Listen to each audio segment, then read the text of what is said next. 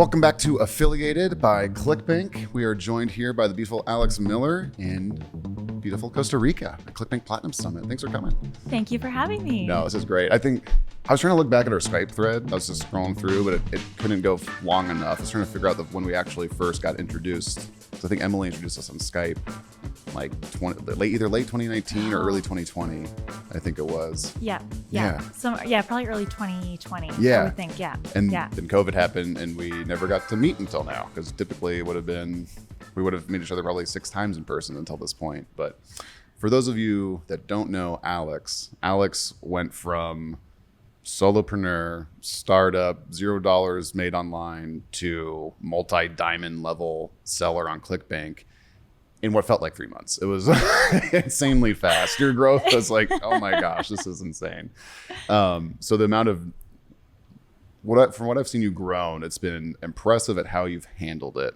What I'm really excited to dive into today is just how you've been able to grow that fast and kind of dive into the support you've had, how you've had to pivot, the teams you've had to build, what you've had to learn as an entrepreneur, and really chew on that. Because I think what people see a lot is the sexy sales numbers, right? The 0 to millions of dollars. And in reality, that's really cool, but that can't happen without the back end structure or organization. And I'd love for you to just give a quick recap of kind of what brought you into the online marketing space and what were you doing before that? Absolutely. So flashback 3 years ago, I had been teaching fitness in Vancouver, Canada, where I'm from, for about 8 years. And I was tired. It was 2019. I was ready for the next step. I wasn't learning anymore. And so what do you do as a fitness instructor? You open a fitness studio.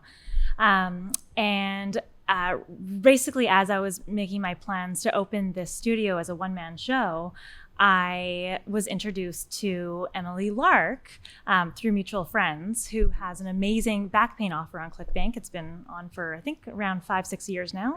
Yeah, back to life. Yeah. And Emily actually started mentoring me spring 2019 on how to create the copywriting behind the VSL. I had no idea what I was doing. I was not a marketing expert in any way. And I just listened to her one step at a time. And it took about a year to build the marketing and the product. And then COVID happened. So thank goodness I didn't open my studio. I instead went I was online. going to ask, so you didn't actually end up opening the studio. Did you get introduced to Emily while you were making the plans to open the studio? And then did that pivot things? It was just like an idea in my head. So I was having coffee with a girlfriend who her husband is connected with Emily. And so I was telling my girlfriend about my, just in my brain, ideas of opening this studio. Yeah. And she went home to her husband and he was like, no, Alex cannot go into into a physical studio when there's opportunity online could happen. Gotcha. And so he texted Emily, and they have the podcast 7-Figure Entrepreneur. Yeah. So that's how she knew Emily, was through her husband's podcast? Yes. Okay. Yes. So her husband is Gabe. Yes. Okay. And they had just had Emily on their podcast. So they basically interview real online entrepreneurs. And was it just like you were just chatting with her and she's like, oh, you should chat with this woman, Emily, and to just kind of get connected that way? Like, how did that happen? Yeah. Well, we were having coffee and I was telling her about my idea, and then she went home to her husband and was like, Alex has this plan. And he was like, let's take Alex for lunch. Like, this cannot happen. She cannot open a studio. He texted Emily, and I think the stars aligned where she had this copywriting course that she was creating. She's been working on this idea to help people like yourself. Yeah. So the stars just aligned, and I literally just I just followed what Emily said. I had no idea what I was doing or getting into. And then May 2020 rolled around. And of course, COVID, and everyone's working from home, and it's an exercise program that I started with for Pelvic Floor. And it took off immediately, which is really cool. Yeah. I started tapping into it. Gosh, so you went from late 2019 to having an idea of maybe doing a studio, and then you launched the product, Pelvic Floor Strong, in May 2020. Correct. Wow. Okay. And that, because that's when I think Emily introduced us. I want to say it was like April, maybe March or April. Yep. And you had the copy ready. We went through the kind of the compliance process with ClickBank, make sure the copy was good, right? And then you went and produced it, and then we kind of got it all set up and rolling. Wow. please feel free to share as little or as much as you'd like here. But how like when you're working with a mentor like Emily, people often ask, like, how do you even find a mentor? I think this is a great example of a lot of times it's just happenstance, right? It's like someone you know knows somebody. It's a neighbor that happens to be doing something. It's just this like natural, organic relationship. But like, what kind of structure do you have with Emily? Is she still involved with the business? Is it something that you still work on together? Was it like the first 6 months? Like, what does that look like? Yeah, great question. So now we have 2 offers. They're both info offers, both pelvic floor based, and both of them still today we work together every week, and it's a co-reg. Okay. So that's how the business makes its money, is through the back end of the business, through the email. And every email copy I get, she gets one as well. So you're co-regging the email list for maybe someone who doesn't understand what that is. So you're getting the customer is buying, and then she's getting, is it 1-to-1? So she's getting just complete co-reg of the full list, or Correct. is it split? Okay. Correct. Yeah. Okay. So split there. And there's no other, so that's the arrangement, and she can, how do you, so curious on that, we don't have to dive too much in the weeds there. How do you handle the marketing to that list when you're co-regging? Do you get them for like the first 30 days or something, and then she can mail, or is it just kind of split from the get-go? It's just split from the get-go. Oh, cool. Okay. Yeah. Does that cause any customer confusion? Or I believe you actually have Emily as a bundle in your product, right? Isn't Back to Life a bundle in there? Exactly. So Okay. it's not her actual Back to Life program. It's like a secondary branded Back to Life. Like I think it's like a 3-step stretch program. Gotcha. And so when the customer buys Pelvic Floor Strong or the new one, Female Vitality, they automatically get a copy of her program as well. And so the program comes from her email list, like the bonus, and Yes. then the main product Oh, that's comes brilliant. from my Okay. email list. So, because in my head, I was like, wow, so now all of a sudden they're getting emailed by Emily with no context, but really they should be getting emailed by Emily because she's serving that part of the product that you bundled and partnered on. Exactly. Oh, that's so smart. Okay. Yeah. And then she obviously has all the benefit of helping grow your company that way, because she's incentivized to help you because she's getting the customer list too. Exactly. That's really cool. Okay. Thank you for that. I didn't realize that's how you're doing it. Oh, Okay. really? Yeah. Okay. So I mean, that's a big nugget right there for people, right?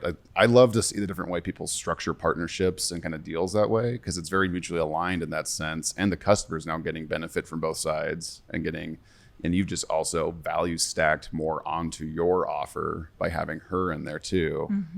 I imagine she's a good affiliate for you. Absolutely. Yeah, so Our she's- audiences love each other. Yeah. And Yeah. then they see her on your products. That probably helps conversions and vice versa. Exactly. Yeah. Yeah. Oh, She that's- gives me a little bit of a testimonial that she loves my product. And then, yeah. Oh, that's amazing. Yeah, it's a great fit. It's a good So- partnership. How was the shift going from, because you took off fast, like probably I can think of a few other offers and people similar to you that took off maybe as fast, but you might be one of the, like, from someone who didn't know the space to launching to the scale you did. Actually, I think you're probably the fastest scaling person in that Really? regard. Yeah, because most people that I work with or that I've heard stories from, they grinded for years to figure out the marketing and to learn the copy and they tried multiple offers and something worked. Maybe on the affiliate side, someone took a course and then gets scale happening, kind of gets lucky on a campaign and it scales really quickly. Yeah. That can happen on the affiliate side more. But on the offer owner side, it's usually quite a bit of baptism by fire and kind of struggling through the pain points of just all the things you don't know. Yeah. Yeah. So on the mentorship piece with Emily, when you started selling, what were some of the biggest, whoa, this is good or bad, like things I didn't expect once the sales started coming in? Great question. So as someone who, as you mentioned, is brand new to the industry, Yeah. what shocked me the most in the first week after launching was customer service. Oh, so yeah. I had a salary job, and so I'm like trying to work on the hours outside of my regular job. And I'm like answering all these customer service tickets of all these like sweet ladies. So as soon as I got a customer service team in place, that was, it was a game changer. That Was the biggest. I want to dig into that a little bit, because that's something I hear and I see a lot when I'm working with any kind of new offer owner that's coming in is like customer service is usually the first thing that their hair lights on fire with. They're just like, like I can't keep up with this. Yeah. What do I do? Yeah. And it actually turned into a qualifying step for me. I'm asking like, what's happening with your customer service, right? Like, oh, I don't have anything. It's like, well, here's some people you should, and they might think like, well, I haven't made any sales yet, or I've got low volume I can handle. It's like, what happens if someone sends you 1,000 sales in a week? It's like, yeah. You probably have some ways to associate with that. But I wanted to ask real quick, like, so you were working a full-time salaried job when you're launching this course. Yep. How long was that overlap happening where you're working in a getting your income and a paycheck versus when you went full-time into this project? So I had actually recently gotten that job. Okay. And so I think I was probably with that company because I was a fitness instructor, and then I was hired as like a gym manager to open a new gym. And it was COVID. And so we're like working in this brand new gym, but like just on our computers. Gotcha. So yeah, I was probably after the business launched, I think I probably quit 2 weeks later. Okay. Yeah. Yeah, it was pretty quick. Yeah. I knew I was gambling because I know offers can take off and then they can die right away. So yeah, but I figured, what did I have to lose? Like go. Oh, and that's they can die right away, right? But I think what happens is someone gets a big affiliate and converts well for that affiliate, doesn't convert as well for the next. Yeah. But I would think that the fact that you went all in when you saw the good writing on the wall probably helped it actually succeed versus trying to split time between the two. Would you agree with that? Or is that something you're like, oh, maybe I could have actually held on for longer? But nope, 100% agree. Yeah. Yeah. Like I have friends that kind of are starting to understand the space a little bit because I'm always blabbing about it. Oh, yeah. And they work full-time jobs or they're, and they're not committed to, they're not, you have to be all in. Yeah. Like if you're not all in, it's just either going to happen way slower or it's not going to happen at all. Yeah. How have you always been tolerant to risk, I'd say? Because it is a risky thing to kind of quit the typical 9-to-5 job, salaried job, benefits and all that, and then going full in on something that you have to build. Have you had a history of like, oh yeah, let's go cliff jumping and like skydiving? Or like, do you feel like you're more risk tolerant or you're more risk adverse? I'm risk tolerant, for sure. Yeah. Yeah. I grew up in an entrepreneurial family. Oh, cool. So I think I've always watched my family do it. Yeah. My parents. So. What kind of businesses did they have? My dad, my mom and dad, he's a computer programmer. Okay. So he has his own point of sale system. Oh, cool. Okay. So it's Yeah. kind of, is that, okay. No, I see. Yeah. Yeah. It's a computer. Well, he's computer. Like a Clover style kind of point of sale. Yeah. Yeah. That's very cool. Okay. Yeah. No, my dad's been an entrepreneur for like 30 years and like seeing his hustle around that and like a construction side and like, it's cool to always see like completely different business types, right? But what stays the same often is right, good product, good people.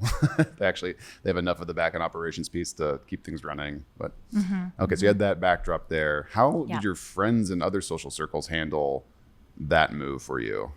Like were you engaged at the time, or did you get engaged later?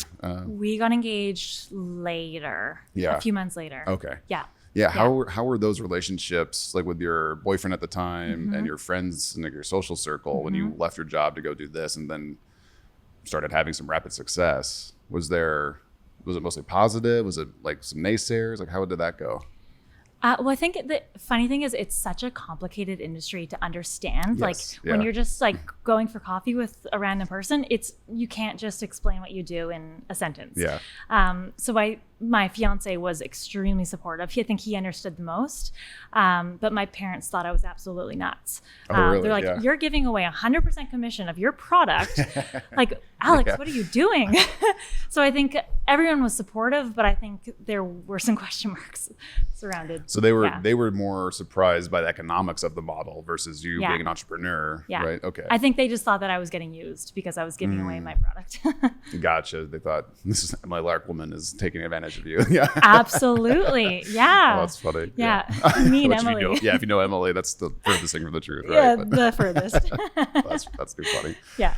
Gosh, sorry, I love those kind of questions. I'm always curious at how that shift happens for people just on a personal level sometimes, because it can be a big change. And sometimes the positive shows cracks in places that you wouldn't expect for people, right? And it's like things can pop up. And especially what sounds like you were working a lot in that 2-week period where you still had the job and Yeah. doing. Yeah, I think it was like Yeah. 110 or 120 hours my first week. I literally was like just working around the clock. Like I was like, I need my boyfriend at the time. I was like, can you just feed me? Like literally just like gosh. put food in front of me because I don't have time to even And stop. was that including the time you're doing at the gym? Sorry, that was including the time at the gym. Oh, wow. So Yeah. you're doing 120-hour weeks, just trying to keep everything moving. Yeah. And then, then the first people you brought in were customer service to help that. Yes, that was Okay. after week 1. So week 2 was like way more chill. Most of the time was spent answering emails. Yeah. Did you hire internal customer service? Did you do an external third party kind of service system? Like, how did you handle that? I started with an agency, Okay. just because I needed a team in place immediately. Is it someone you can share, or is it? I would prefer not to. Yeah, that's actually. fine. Yeah. I'd prefer not to. Yeah. So you started with an agency because they could probably plug in versus you trying to figure out now how to hire somebody. Yeah. Okay. Yeah, That makes total correct. sense. Yeah, today we have an in-house team, which I love. But yeah, to start out, it was quick and efficient. And yeah. Okay. So customer service first. What were the other things you had to hire for, solve for? I guess so you hired for customer service. Yeah. After when that was more off your plate, what were you focused on doing in those first like 6 months of scale? So I also at the same time I got a new developer to start because I Okay. built out all the funnel pages myself on ClickFunnels. Yep. And so I knew right away if I wanted to be able to I needed my pages to be faster.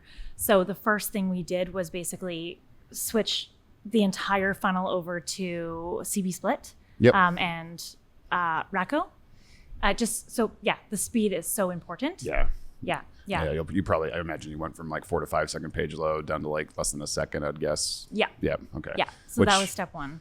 Yeah, that was probably a good boost in conversions right there with just doing technical stuff. Yeah. Exactly. Yeah. Which is crazy, right? No headline changes and you boost conversions just with tech stack. Yeah. Yeah. Yeah. So sorry, this is going to go back. So you actually you built the pages yourself in ClickFunnels? Don't get me wrong, they weren't cute, but I No, did. but, Yeah. but gosh, and then you wrote the copy with, Yeah. I imagine, some redlining with Emily and things like that, some structure there. Exactly. Yeah. So you did all of this in 5 months? Her course took a year. Okay. Oh, sorry. I don't know where that came from. Her course was a 3-month-long course. Okay. So I pretty much had the copy dialed in 3 months. And then after that, I went to working on the product. And then back to like working on the VSL, like the video editing and all that. But the actual copy script took 3 months. And you learned ClickFunnels and kind of build a page, and you did the video editing too? No, I had a video editor. Okay, gotcha. Yeah. Is that someone that Emily helped you find and do that, or did you have to go find that yourself? No, I found him through Upwork. Oh, nice. Okay, Yeah. so you found a video editor through Upwork. Yeah. Just made it happen. Mm-hmm.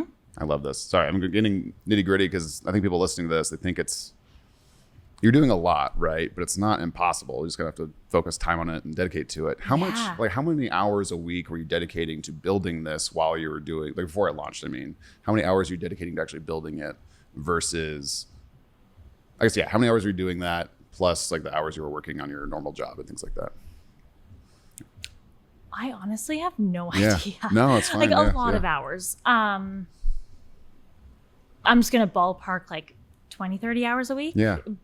Guessing. Was it just kind of like evenings or mornings? Yeah, it was like just whenever I had a spare Yeah. moment, I would just get on my computer and work on it. knock it out. Yeah, That's yeah. I love that. And the reason why I ask is because I work with a lot of people who are building new offers, and it can take anywhere from a month if they're super just like that's just everything they're doing Mm-hmm. to years. And they come back, hey, I'm finally ready. I'm like, oh, okay, yeah, let's pick this back up Exactly, kind of thing. And it's just how much time you dedicate to it, right? And I think that's if you want to build something that can scale like you did, you need to really do the work and focus on it. Yeah. But going to, so you hired customer service, Mm-hmm. you hired a developer. Was that like contract basis? Were they full time at that point? Contract. Contract basis? Okay.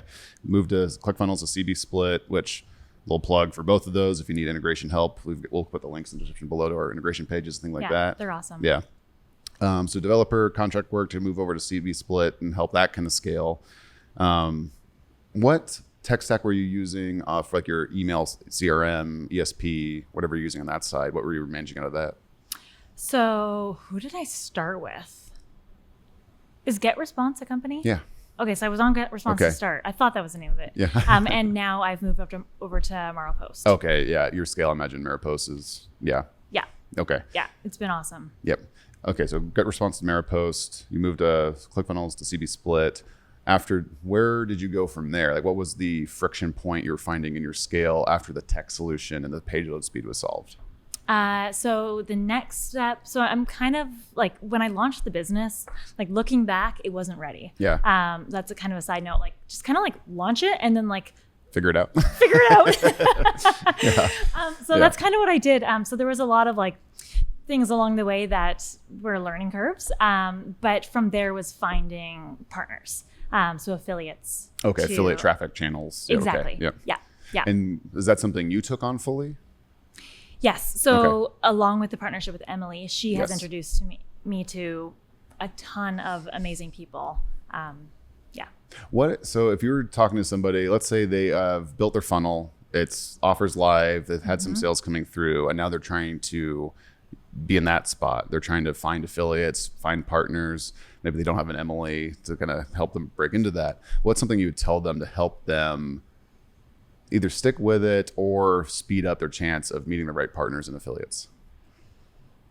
One thing that I've learned, we were speaking about this moment ago before starting, that has influenced the business the most is people and connections. And so with that, like coming to events, getting as much face time as possible, it's all about the relationships. It's such a small industry. So like the more people you know, the more introductions you're going to get. So yeah, just get out there and meet people. Yeah. Well, it's like we were just chatting on the pathway there, right? And Catherine asking, like, oh, do you know affiliates like this? I'm like, oh yeah, you should chat with Matt. And then he happens to walk by. He's like, oh, hey, here's Matt, right? Yeah. You two should connect. And then, things happen just organically like that, which is that can happen on social media. It can happen on Skype introductions and stuff, but it's not the same when you get to just meet somebody face to face, have that natural conversation, and just kind of grow from there. Yeah. Agreed. Yeah. Now, do you have so you focused on the affiliate traffic piece. How long was that your main focus? And maybe it still is. But it still is. It still is. Is that something you control fully, or do you have an affiliate manager now? Or I still control fully. Oh, cool. Okay, so that's what you own. Yeah. I still I have an operations manager who we kind of tag team it because there's a lot of affiliates. Yeah. And so we've been kind of doing it together, but I still streamline, or I still lead most of the main relationships. Okay. Yeah. Something you own. Yeah. When did you bring in the operations manager? She's fairly new. She started, she's amazing. She started, I think it was at the beginning of June. I think it was. Yeah. So she's just part-time right now and starting full-time in September. Oh, June of last year? Or June of this year. June of this year. New. Oh, so like a few weeks. It's June 14th Oh, wait. right now. Was it June or was it May? May, June. I think it was May. Okay. I think the beginning of May. That's all good. COVID time for you. April, May. No, it was April. Okay. It was the beginning of April. Gotcha. That's so it's June 14th, 2022 right now. So a few months she's been there. What does your team look like now? Like, is it like how many full-time people do you have, or do you deliver more contractors? Can you just kind of show the structure of your team a little bit? Absolutely. So this is something I've been focusing on heavily recently is building out the team. It's still really tiny. So it's myself. I kind of lead the marketing and affiliate side of the business. And then I have Darcy, who's my operations manager. And so she's not full-time yet, but she's going to be taking on the entire operations side as my integrator. I'm the visionary. And then we have a part-time customer service team of 4 wonderful ladies in the Philippines, and a contractor developer. Okay, so 4 people, Darcy, yourself, and then part-time dev work? Correct. Okay, so like 6 to 7 people, 5 to 7 people, somewhere in there? Darcy. Yeah, I can count. I get 6 people. Yeah. To use my Creative writing fingers. major. Numbers are not my strength. Same. Oh, really? Yeah. I'm a marketing person. Okay. So 6 people, and you run. Do you mind sharing some revenue numbers, as much as you're willing to share, or maybe just sales volume on number of customers or something? Because I just want people to get an idea of how lean you can run while staying focused, but with the volume you're doing. Absolutely. Yeah. So I can share, like in the first 60 days, we did $1 million in revenue, which was crazy. That's amazing. Yeah. And now we're in the 8-figure range, and we have anywhere like up to like 12,000 front end sales a day, 12,000 initial sales a month. Gotcha. Up to, Yep. depending on the season in the month. Yeah. No, that makes it.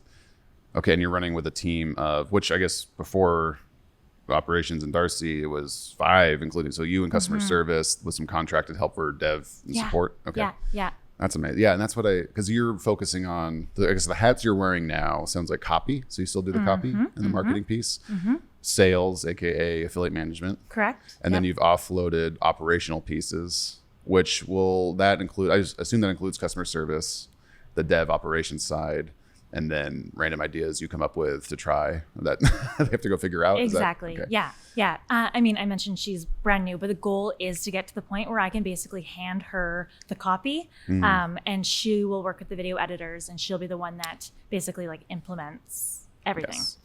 Yeah.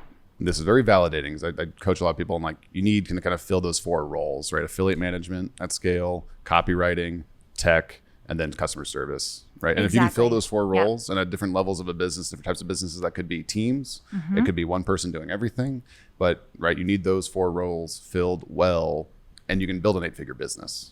And, Absolutely. Yeah, okay. Yeah. What we've got a few more minutes here. I want to make sure we don't go over time. I was curious on some of the financial pieces for you. Like, how have you had to change? I guess if we can just nerd out a little bit on really boring legal stuff, how did you set up the entity for your business? How do you pay yourself? We don't have to get super into like personal finances by any means, but just how did you learn to do that? Or did you hire someone to help you do that? Like, how is that structured? So I basically worked with my accountant and my lawyer together. The 3 of us sort of figured out the structure of the business. Up until recently, Pelvic Floor Strong was like the one offer, and then we just brought on the second one. And so it's very fresh. We just changed the structure. So there's basically like a trust that holds the holding company, which is the parent company. And then there's a third company coming, supplements. But the holding company holds the 3 operating businesses. Oh, that makes a ton of sense. And I assume you can leverage each business for each other, right? Move money around the right way. Okay, exactly. That makes a ton of sense. And then do you pay yourself with like a salary out of that and then take disbursements and things like that? Or is it more, salary? Yeah. Okay, yep. Yeah. Gosh, okay. That's really cool. Yeah. I want to ask you this is more like what was the right time to make a new offer versus doing more with the existing offer? So you had Pelvic Floor Strong and now Female Vitality Protocol, or is that right? Okay. That's right. Yeah. When was like, okay, we need to add something new versus do more of what you were doing? So my answer is not what everyone's going to want to hear because it's not like a strategic plan. Yet Pelvic Floor Strong had been tested on like different channels, and we found one angle that was working really well. And I was newly postpartum. I have a 14-month-old baby. Yeah. But I think I must have been like 3 weeks fresh. And Emily and I were on a call, and we basically like happened to figure out this like new idea for the second offer, and started to roll with it. So I'm like taking care of a newborn baby and like writing this offer. Like it was wild. But yeah, it just kind of like the idea came to us, and I couldn't help but move forward with it. Oh, I love that. So just spoke to you and you wanted to make it. Yeah. And now that offer is doing very well too by any rule of measure. Yeah. It's actually doing better than Pelvic Floor Strong, which is crazy. But it's just new. So it's just getting started. Yeah. Okay. We got a last question for you. Well, actually not a question. I'd love for you to tell the listeners here who's the best type of affiliate for you that you're looking to work with, and what's the best way to reach out to you if they've got good traffic for you.